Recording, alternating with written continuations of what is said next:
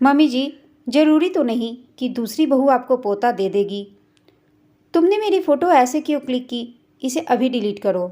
स्नेहा बनावटी गुस्से से अपने पति से बोली। नहीं, इसे मैं नहीं डिलीट करूँगा। कितनी प्यारी फ़ोटो आ रही है तुम्हारी। दिल का सारा दर्द निकल गया है। लेकिन तुम अपने चेहरे को इस दर्द से दूर रखने की पूरी कोशिश कर रही हो। इस फ़ोटो को तो मैं हमेशा अपने दिल के पास रखूँगा। तुम्हारी याद मेरे दिल से कभी नहीं जा सकती। स्नेहा, मुझे छोड़कर मत जाओ। नीलेश ने अपनी पत्नी स्नेहा से कहा। स्नेहा और नीलेश की शादी को अभी 1 साल ही हुआ था। अरेंज मैरिज थी, लेकिन दोनों बहुत खुश थे एक दूसरे को अपना जीवन साथी बनाकर। दोनों को देखकर लगता था जैसे दोनों एक दूसरे के लिए ही बने हों। लेकिन नीलेश की माँ प्रतिभा जी को स्नेहा फूटी आंख न सुहाती, कारण मनपसंद दहेज नहीं मिला। स्नेहा के पिता भी क्या करते। सगाई के बाद इन लोगों की डिमांड बढ़ती गई। स्नेहा के पिता ने सारी मांगें पूरी करने की कोशिश की, लेकिन एक सीमा तक आकर उनका धैर्य भी जवाब दे गया और उन्होंने आगे कोई मांग मानने से मना कर दिया। प्रतिभा जी ने घर में रिश्ता तोड़ने का ऐलान कर दिया। नीलेश ने सुना तो वो अड़ गया कि शादी करेगा तो स्नेहा से, वरना किसी से नहीं करेगा। शादी में केवल 15 दिन रह गए हैं। इस मोड़ पर आकर फालतू मुद्दे उठाना ठीक नहीं। लड़का लड़की की भी कुछ भावनाएं होती हैं, उनसे खेलने का किसी को कोई हक नहीं। अब शादी बिना दहेज के होगी। प्रतिभा जी को नीलेश की जिद के आगे झुकना पड़ा और आखिर में स्नेहा घर की बहू बनकर आ गई। शादी तो हो गई, लेकिन प्रतिभा जी के मन में स्नेहा के खिलाफ गांठ बैठ गई।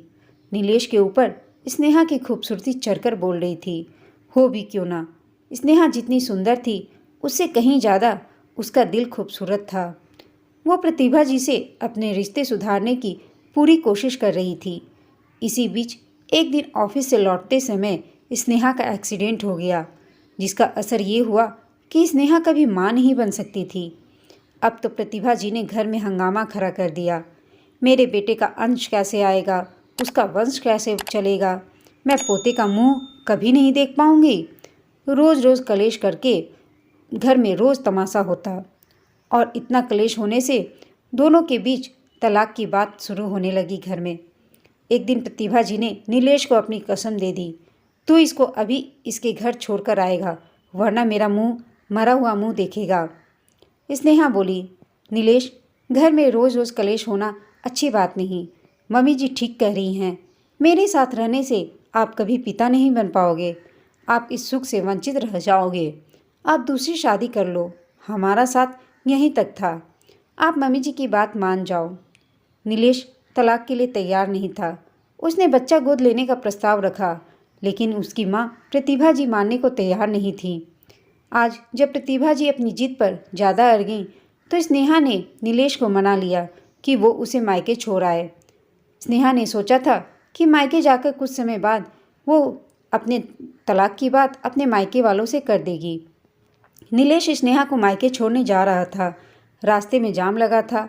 स्नेहा अपनी किस्मत को सोचकर परेशान थी। वो आंख बंद करके बैठ गई। मेरी ही किस्मत ऐसी क्यों? मैं भी नीलेश के बिना नहीं रह सकती।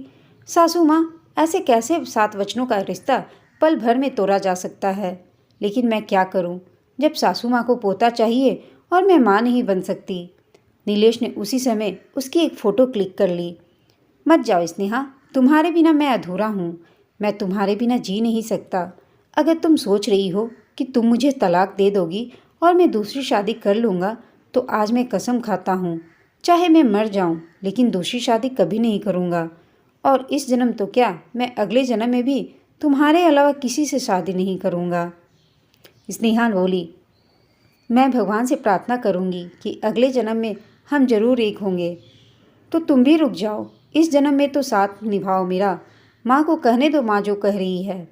नीलेश की जिद पर स्नेहा ने हथियार डाल दिए। नीलेश ने गाड़ी वापस घर की तरफ मोड़ दी। घर पहुंचकर स्नेहा को देखकर प्रतिभा जी बोलने को ही थी कि नीलेश बोला, मम्मी, ये जीवन 2 पहियों से चलता है। अगर एक पहिया में कुछ कमी आ जाए तो उसको फेंका नहीं जाता, दूसरा पहिया उस पहिए का सहारा बनता है। इस तरह से रिश्ते नहीं तोड़े जाते। आपने अपने मन के अरमान को बता दिया है, लेकिन जिसकी ज़िंदगी है उनके अरमानों का क्या? अगर घर में 2 सदस्यों की आपस में नहीं बनती तो उनमें से एक को घर से निकाल देना उसका समाधान नहीं। और फिर क्या गारंटी है कि जो दूसरी बहू आप लाओगी उससे आपकी बन जाएगी, वो आपको मान सम्मान देगी, या वो मेरे बच्चे की माँ बन पाएगी। कितने घर ऐसे हैं जो दूसरी शादी के बाद भी खुश नहीं हैं। मम्मी सोचिए, यही कमी अगर आपके बेटे में आ जाती और स्नेहा मुझे तलाक देने के लिए कहती तो आपको कैसा लगता। मम्मी, बच्चा तो हम गोद भी ले सकते हैं, लेकिन किसी का दिल दुखाकर हम कभी खुश नहीं रह सकते। आपने अपना फैसला तो सुना दिया, लेकिन मेरे दिल में झांक ना पाई। मैं स्नेहा के अलावा कभी किसी से शादी नहीं करूँगा। अगर आपने दूसरी शादी की जिद की तो मेरा मरा मुँह देखेंगी। मम्मी, कम से कम अपने बेटे की इच्छा तो समझी होती। लेकिन रही बात आपकी कसम की, तो मैं स्नेहा को लेकर इस घर से बहुत दूर जा रहा हूँ। स्नेहा इस घर में कभी नहीं आएगी। ऐसे आपकी कसम भी पूरी हो जाएगी और हम दोनों भी अलग होंगे। कहकर नीलेश अंदर जाके अपने सामान की पैकिंग करने लगा। प्रतिभा जी वहीं खड़ी देखती रह गई। अब उनके पास कहने को कुछ भी नहीं था, क्योंकि अपनी कसम देकर वो कुछ कहने का रास्ता पहले ही बंद कर चुकी थी।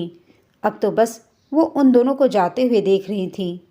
अब चाहे वो स्नेहा को बुरा भला कहे कि उसने उनका बेटा छीन लिया, चाहे अपनी गलती पर पछताएं, अब कोई फ़ायदा नहीं था। दोस्तों, आपको यह कहानी कैसी लगी हमें कमेंट करके बताइएगा। साथ ही कहानी अच्छी लगी हो तो इसे लाइक, शेयर और चैनल को सब्सक्राइब करना ना भूलें। कहानी सुनने के लिए आप सबका धन्यवाद।